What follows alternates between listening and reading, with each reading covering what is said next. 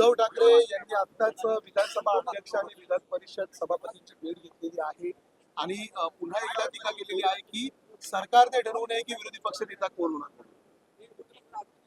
बघा असं आहे की उद्धव साहेबांना मी त्यांना नागपुरात त्यांचं स्वागत करतो, कारण ते नागपूरमध्ये विधिमंडळ अटेंड करण्याकरता नाही तर सहली करता आलेले आहे. कारण ज्यावेळेस ते मुख्यमंत्री होते त्या 2.5 वर्षात त्यांनी नागपूरमध्ये एकही अधिवेशन घेतलं नाही आणि आज ते नियमाची गोष्ट करतात आहे. आणि नियमच्या बाहेर म्हणजे असा नियम आहे की विरोधी पक्षनेता करत असताना किमान 10% त्या पक्षाचे आमदार निवडून आले पाहिजे. म्हणजे किमान 29 आमदार निवडून आले पाहिजे तर मगच विरोधी पक्षनेता कोणत्या पक्षाचा होऊ शकला असता. आज त्यामुळे विरोधी पक्ष नेता होऊ शकला नाही आणि म्हणून मला असं वाटतं ते त्यांची खतखत पुढे येत आहे आणि ते या प्रकारचे वक्तव्य करत आहे. सर, देशोन्नतीचे संपादक आहे प्रकाश पोत, त्यांनी या सभागृहात जाण्याचा प्रयत्न केला. 2 वर्षापूर्वी देखील त्यांनी गॅलरीमधून घोषणा केली होती. अधिवेशन जे आहे ते 7 दिवसाचं, यावर टीका केली. दुसरीकडे वेगळ्या विदर्भाची देखील त्यांनी मागणी केलेली आहे.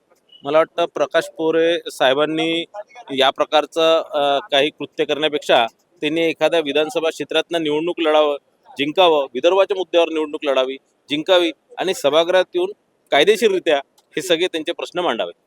दुसरीकडे उद्धव ठाकरेंनी आरोप केलेला आहे की वारंवार उपमुख्यमंत्री पद हे घटनाबाह्य असूनही 2 उपमुख्यमंत्री नेमलेले आहेत.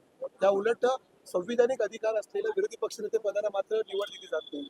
मी आधीच सांगितलं की विरोधी पक्ष नेता करण्याकरता कोणत्याही पक्षात किमान संपूर्ण आमदारांची 10% संख्या असली पाहिजे आणि उद्धव ठाकरे साहेबांच्या सेनेला असणार किंवा काँग्रेसला ती करता आली नाही. महाराष्ट्र जनतेने त्यांना यावेळेस विरोधी पक्ष नेत्याचंही पद नाकारलं, कारण ज्या प्रकारे ते 2.5 वर्ष त्यांच्या सरकारमध्ये वागले त्या प्रकारे जनतेने एक या प्रकारचा एक बदलाच त्यांच्यासोबत घेतलेला आहे.